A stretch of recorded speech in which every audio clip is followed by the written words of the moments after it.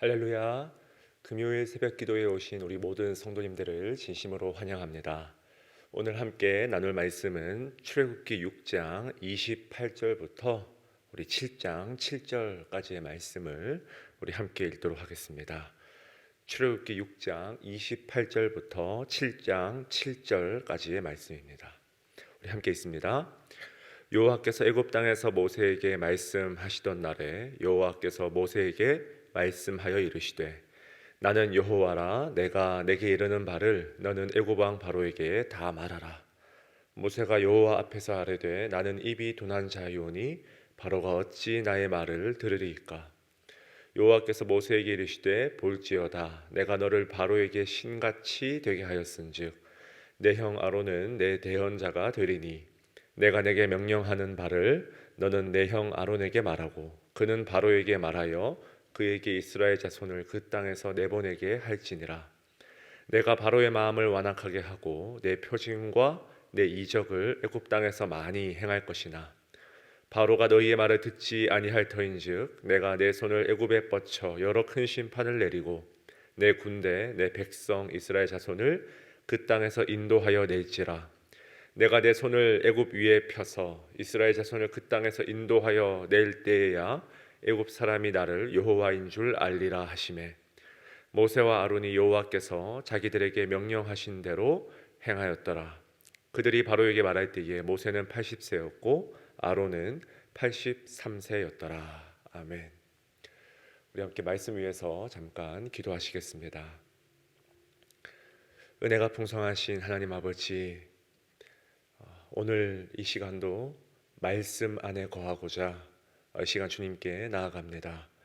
우리 각자의 마음에 소원하는 기도의 제목을 가지고 또 말씀 붙들고 주님께 나아가오니 우리에게 필요한 은혜를 이 시간 허락하여 주시옵소서. 감사드리며 살아계신 예수 그리스도의 이름으로 기도드리옵나이다. 아멘. 함께 읽은 말씀 가지고 어제 설교와 여러분 같은 제목이죠. 하나님의 집요한 설득 두 번째 시간 함께 나누도록 하겠습니다. 자, 어제 우리는 이 하나님과 모세 사이에서 벌어지는 이 팽팽한 말하자면 이 줄다리기의 현장을 우리가 말씀을 통해서 묵상했습니다. 끊임없이 모세를 설득하려고 하는 이 하나님의 의지와 반면에 끊임없이 하나님의 설득을 피하고자 하는 서로 1인칭 주어를 써가면서 내가 할 것이다. 아닙니다. 나는 도저히 못하겠습니다. 이 싸움이 펼쳐지는 것을 우리가 살펴봤습니다. 자, 그런데 오늘 우리가 읽은 말씀 보니까요, 다시 한번 마지막 치열한 이 줄다리기가 펼쳐지고 그제서야 드디어 모세가 하나님의 말씀에 전적으로 굴복하는 장면이 등장합니다. 먼저 6장 29절 말씀 보십시오. 여호와께서 모세에게 말씀하여 이르시되 나는 여호와라. 자, 나는 여호와라.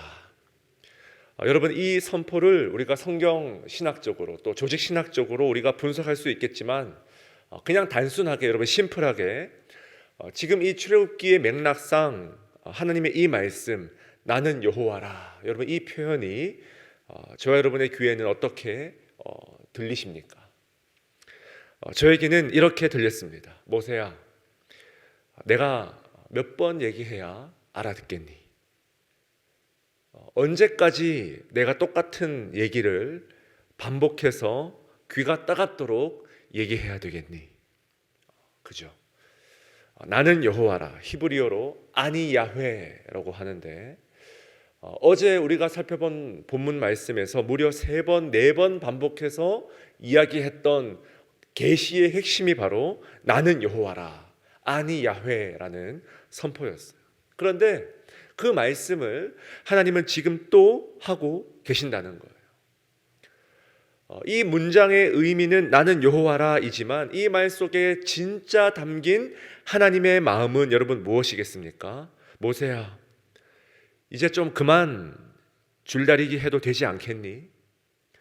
내가 이 정도 얘기했으면 너도 좀 알아들어야 하지 않겠니? 그렇게 제 귀에 들렸다는 것입니다. 자, 계속해서 하나님은 이렇게 말씀하시죠. 내가 내게 이르는 바를 너는 애굽 왕 바로에게 다 말하라. 아멘. 자, 이번에는 무슨 말을 이야기할 것인지도 내가 다 알려주겠다는 거예요. 바로 왕 앞에 서서 너의 생각, 너의 마음, 너의 뜻, 너의 결론을 전하는 게 아니라 뭡니까? 내가 내게 말하는 것을 말하라는 거예요. 이쯤 되면 뭡니까? 모세는 그냥 숟가락만 들면 되는 수준 아닙니까? 하나님이 지금 진수성찬을 다 차려주셨어요. 손수 장을 봐서 재료 다듬고 육수 내고 끓이고 볶고 찌시고, 여러분 플레이팅까지 주님이 다 차려주셨어요. 모세야, 너는 숟가락만 들면 돼. 거의 여러분 비유하자면 이 정도 수준 아니냐는 거예요. 그런데 우리의 예상을 뒤엎는 모세의 반응이 30절에 기록되어 있죠. 우리 함께 있습니다. 시작. 모세가 여호와 앞에서 아뢰되 나는 입이 둔한 자이오니 바로가 어찌 나의 말을 들으리까. 여러분, 지독하게도 말 듣지 않는 이 모세를 어쩌면 좋을까요? 숟가락만 들면 되는데, 좀 전에 하나님께서 네가 말하는 게 아니야, 너가 얘기하는 게 아니야 라고 분명히 말하자면 이 게임의 법칙을 친절하게 설명해 주셨는데, 모세의 시선에는 여전히 하나님보다 바로가 더 커 보이는 것 같아요. 여러분, 이게 우리의 솔직한 마음 아닙니까? 하나님보다 세상이 더 커 보여요. 하나님보다 우리가 처한 이 현실이, 당장 우리 눈앞에 있는 막막함이 훨씬 더 커 보인다는 거죠. 여러분, 이 지점에서 우리 인간이 말로는 모든 것이 하나님의 선물이요 하나님의 은혜라고 고백하지만, 정말 우리 영혼의 깊은 내면을 들여다보면 모든 것이 다 내 것이라는 이 죄성을 뿌리치기가 얼마나 힘든지를 알 수 있습니다. 내가 가진 지식, 내가 가진 재정, 내가 이룬 성과, 내가 열심히 뭔가를 해서 얻은 그 무엇, 내 가정, 내 자녀, 내 배우자, 우리는 이 모든 것들이 전부 하나님께서 허락하신 것이라고 말은 하지만, 은연중에 우리 내면의 깊숙한 곳에서는, 뿌리 깊은 우리 영혼의 뿌리 깊은 곳에서는 그래도 내가 했지, 그래도 내 것이지, 나도 이만큼 했지, 내 수고와 땀과 노력도 이 정도는 인정을 받아야지, 이런 마음들이 자꾸만 일어난다는 거예요. 지금 여러분, 하나님과 모세의 대화에서 여러분 이런 우리의 죄악의 실상을 여실히 보여주지 않습니까? 하나님께서는 계속해서 네가 하는 게 아니야, 내가 할 거야 라고 이야기하십니다. 내가 말할 것이라고 설득합니다. 그런데 모세는 뭡니까? 계속해서 자신이 할 수 없을 거라고 이야기하는 거예요. 내가 말을 잘 해야지만, 내가 어느 정도 구색은 갖춰야지만 바로 앞에 설 수 있지 않을까. 지금 이 생각에서 모세는 계속해서 벗어나질 못한다는 거예요. 자, 그러자 하나님은 7장 1절에서 아주 대담하고도 위험한 선언을 해버립니다. 계속되는 이 모세의 불신앙에 하나님은 분노하지 않고, 말하자면 최후의 정말 카드를 그제서야 꺼내들기 시작하는 거예요. 우리 함께 7장 1절 말씀이 있습니다. 시작. 여호와께서 모세에게 이르시되 볼지어다 내가 너를 바로에게 신같이 되게 하였은즉 내 형 아론은 내 대언자가 되리니. 아멘. 사랑하는 여러분, 저는 이 구절이 구약 성경 전체에서 가장 파격적인, 가장 놀라운, 그리고 하나님 입장에서도 가장 대담한 선포라고 생각합니다. 하나님께서 모세에게 말씀하십니다. 볼지어다 내가 너를 바로에게 신같이 되게 하였은즉.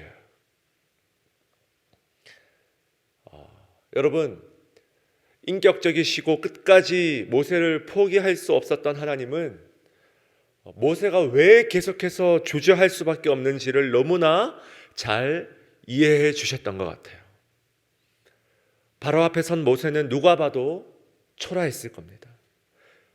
말을 잘하냐 못하냐의 문제를 뛰어넘는, 여러분, 그 장면 자체가 초라할 수밖에 없는 상황이었음을 하나님은 다 이해하셨던 것 같아요. 그죠?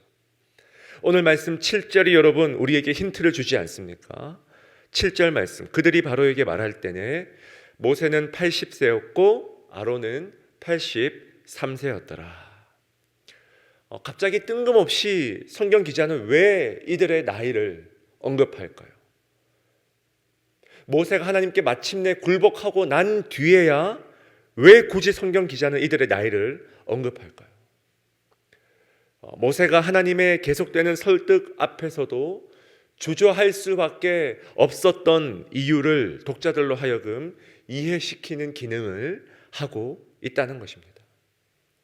기력이 없고 힘이 없는 이 세상 최고의 권력자 앞에 서기에는 누가 봐도 초라한 그런 행색이었을 거예요.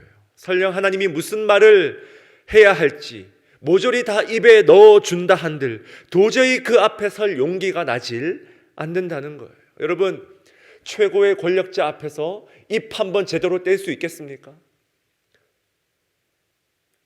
그 위험한 자리에서 여러분 이 입 한번 떼기가 얼마나 힘드냐는 거예요. 하나님이 모든 워딩을 다 넣어준들 입 한번 제대로 뗄 수 없는 압도적인 권력 앞에서 대체 다 늙은 몸으로 뭘 할 수 있겠냐는 거예요. 이런 모세에게 하나님은 파격적인 제안을 하십니다. 내가 너를 바로에게 신같이 되게 하겠다. 여기서 여러분 신은 히브리어로 엘로힘입니다. 엘로힘. 엘로힘 여러분 무슨 뜻입니까? 전지전능한 창조주 하나님을 가리키는 그 엘로힘 하나님. 여러분 구약성경 통틀어서도 하나님이 어떤 인간에게 내가 너를 엘로힘의 지위를 부어주겠다, 여러분 이런 선언을 하나님이 하신 적이 단 한 번도 없어요. 이 세상 최고 권력자 앞에서도 당당히 설 수 있는 그 비주얼을 내가 너에게 선사하겠다. 그 권력자를 훨씬 더 압도하는 모습으로 전지전능한 창세기 1장의 그 엘로힘 하나님의 모습으로 내가 너를 바로 앞에 세워주겠다는 거예요. 믿으십니까? 바로 앞에서만큼은, 최소한 바로 앞에서만큼은 나의 위엄, 나의 위상과 나의 놀라운 능력을 고스란히 빌려주겠다는 것입니다. 심지어 말도 너가 직접 하지 않아도 된다는 거예요. 왜요? 네 형 아론이 너의 대언자가 될 것이기 때문에. 여러분 이것이 하나님이 모세를 설득하기 위한 최후의 파격적인 카드였다는 것입니다. 여러분 어떻습니까? 반드시 어떻게든 모세를 들어서 쓰고 말겠다는 하나님의 강력한 의지와 설득이 여러분 느껴지십니까? 이런 하나님의 의지 앞에서 나의 나됨, 나의 어떠함, 나의 자질, 나의 행색, 나의 외모, 여러분 이런 것들은 별로 중요하지 않다는 거예요. 모세가 80살인들, 모세가 말을 못한들, 모세가 자신감이 부족한들, 자기 자신을 얼마나 믿지 못한들, 그건 하나님 앞에서 일말의 고려 대상도 되지 않더라는 것입니다. 하나님께서 집요하게 이렇게 심지어 자신의 모든 권위, 모든 위엄을 양도하면서까지 모세를 설득하는 이유가 다시 한번 5절 말씀에 나와 있죠. 애굽 사람이 나를 여호와인 줄 알게 되리라. 출애굽기 5장 2절 말씀 보면 바로가 이런 말 하죠. 여호와가 대체 누구이기에 나는 도무지 여호와를 알지 못하노라. 하나님께서 모세를 설득하셔야만 되는 이유가 바로 여기에 있죠. 나는 도무지 알지 못한다는 바로를 위시한 저 애굽 사람들에게 반드시 내가 여호와인 줄 알게 하리라. 아멘. 사랑하는 여러분, 지금 이 시간도 하나님은 바로 이런 심정으로 저와 여러분을 설득하십니다. 필요하다면 아주 파격적인 제안을 해가면서까지 저와 여러분을 설득하실 것입니다. 아직도 하나님의 하나님 되심을 알지 못하는 자들이 우리 주변에 너무나 많기 때문에 이 하나님의 설득에 우리가 처한 삶의 자리에서 오늘 하루도 아멘으로 화답하시는 저와 여러분 될 수 있길 진심으로 축원드립니다.